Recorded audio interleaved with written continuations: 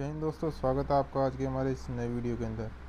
आज के इस वीडियो के अंदर हम बात करें एक नए संगठन के बारे में जिसका नाम है ब्रिक्स। साथ ही हम बात करेंगे इसके बैंक के बारे में जिसका नाम है एनडीबी बैंक। साथ ही हम इससे मिलता जुलता एक बैंक एडीबी के बारे में बात करेंगे। तो चलिए चलते हैं। सबसे पहले हम देख लेते हैं इसके नामकरण के बारे में कि इसका नाम ब्रिक्स कैसे पड़ा। तो इसका जो नाम ब्रिक्स है वो कैसे पड़ा, तो इसका नाम जो ब्रिक्स है, इसके अंदर बी का मतलब क्या है? बी का मतलब है ब्राज़ील। इसी प्रकार आर का मतलब है रशिया, आई का मतलब है इंडिया, सी का मतलब है चाइना और एस का मतलब है साउथ अफ्रीका।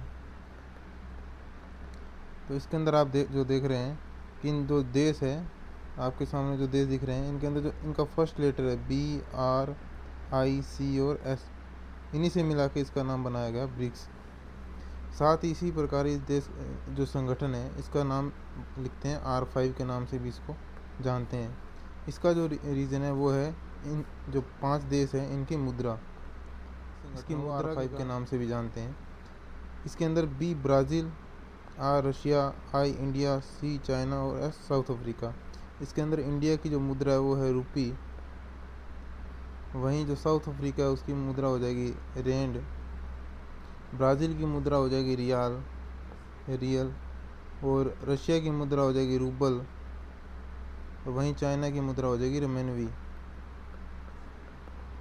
तो इसके अंदर सभी की मुद्राओं के फर्स्ट लेटर आर से शुरू होने के कारण इस जो संगठन है उसको R5 के नाम से भी जानते हैं। फर्स्ट हुआ इसका नामकरण में हमने जाना कि ब्रिक्स है, उसके अंदर जो 5 संगठन हैं उनके फर्स्ट डिजिट के लेटर है उसके कारण इसको ब्रिक्स के नाम से जानते हैं। R5 इस संगठन में शामिल इन 5 देशों की जो मुद्रा है उनका फर्स्ट लेटर आर होने के कारण इसको R5 के नाम से भी जानते हैं। चलिए अब हम जान लेते हैं इसकी स्थापना के बारे में। इसको हम एक रीजनिंग वाले ट्रिक से याद करेंगे। सबसे पहले आप देखिए यहाँ पे स्थापना के बारे में बात करते हैं। सबसे पहले इसके फर्स्ट मिड में चले आई हम देखें रीजनिंग के अंदर आता है 9 नंबर पे। तो इसकी जो स्थापना हुई थी वो हुई थी 2009 के अंदर।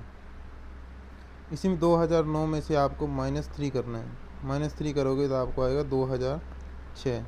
2006 के अंदर इसका आया विचार।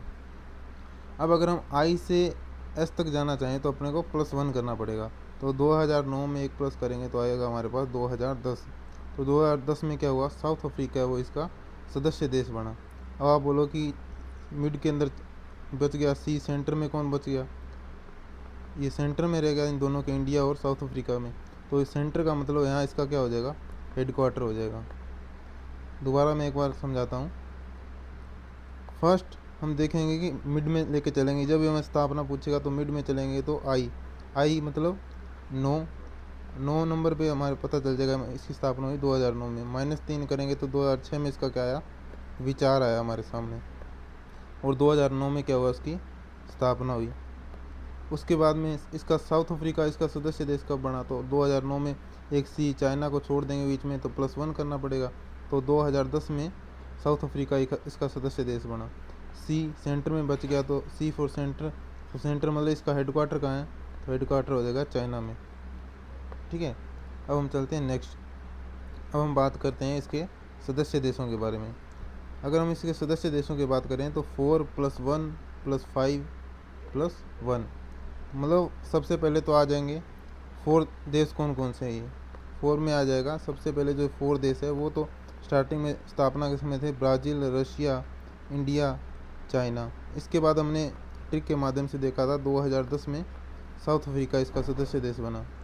उसके बाद में जो 5 सदस्य जो देश है वो इसके मेंबर बने। उसके बाद एक सदस्य। इन 5 देशों को याद करने की ट्रिक है आई मिस यू।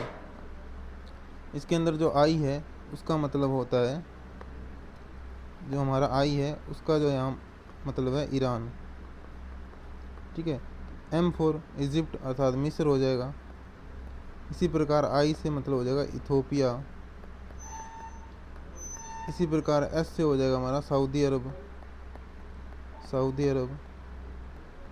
और U से हमारा हो जाएगा UAE।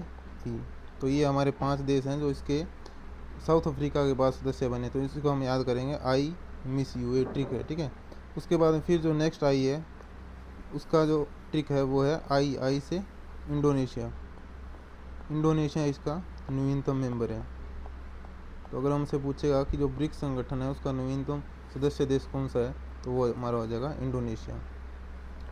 तो अब हमने सदस्य देश पढ़े 4 + 1 + 5 + स्टार्टिंग में ब्राज़ील, रसिया, इंडिया, चाइना इसके सदस्य देश थे। 2010 के अंदर कौन बना, साउथ अफ्रीका इसका सदस्य देश बना। और उसके बाद 5 सदस्य देश बने आई मिस यू, और उसके बाद इंडोनेशिया इसका सदस्य देश बना। तो चलिए अब हम जानते हैं इसके बैंक के बारे में।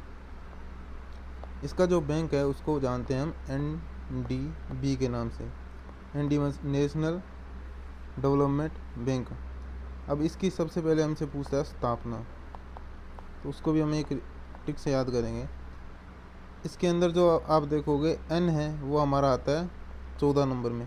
अगर हम अल्फ़ाबेट देखें तो 14 नंबर पे आता है। तो इसकी स्थापना हुई थी, वो हुई थी 2014 में। तो एक तो हमारे पास हो गया कि बैंक है वो कौन सा है, तो NDB बैंक है, नेशनल डेवलपमेंट बैंक। इसकी स्थापना कब हुई, तो फर्स्ट डिजिट देखना है अपने को, एन का कितने नंबर पे आता है, 14, 2014 में इसकी स्थापना हुई। इसके साथ ही एक ADB, एशियन डेवलपमेंट बैंक। अब हमें कन्फ्यूजन होता है NDB और ADB के बीच में। तो एशियन डेवलपमेंट बैंक अलग है, ADB बैंक, NDB बैंक अलग है। NDB बैंक किसका है, तो ब्रिक्स संगठन का है। अब ADB की स्थापना कब हुई, तो इसके अंदर हमारा आता है 4 + 2, तो ये हमारा हो जाएगा 6। तो इसकी स्थापना हुई थी 1966 के अंदर। तो ADB की स्थापना 1966 के अंदर, NDB की स्थापना 2014 के अंदर। चलिए नेक्स्ट चलते हैं। अब हमारा आता है लास्ट क्वेश्चन, वो होता है न्यू बैठक के बारे में। तो इसकी जो न्यू बैठक या वर्तमान में कहाँ बैठक हुई, तो ब्राज़ील, रसिया, इंडिया, चाइना और साउथ अफ्रीका, ये हमारा ब्रिक्स हो जाएगा। तो 2024 में पूछेगा तो हमें बताना है 2024 में हुई रूस के अंदर। और अब 2025 में पूछे तो एक पहले चले जाना है ब्राज़ील में। तो इस बार 2025 में कहाँ हुई, तो ब्राज़ील में। इसी साल इंडोनेशिया है वो इसका नवीनतम सदस्य देश बना। तो इस प्रकार अगर देखें तो 4 + 1 + 5 + 1 की बात करें तो ये हमारे हो जाएंगे 11। तो वर्तमान में टोटल सदस्य देश इंडोनेशिया के मिलने के बाद 11 हो गए। तो आज के लिए बस इतना ही, मिलते हैं इसी प्रकार की ट्रिक की नई वीडियो के अंदर। तो नई वीडियो के लिए हमारे YouTube चैनल को सब्सक्राइब कर लीजिए। Thank you.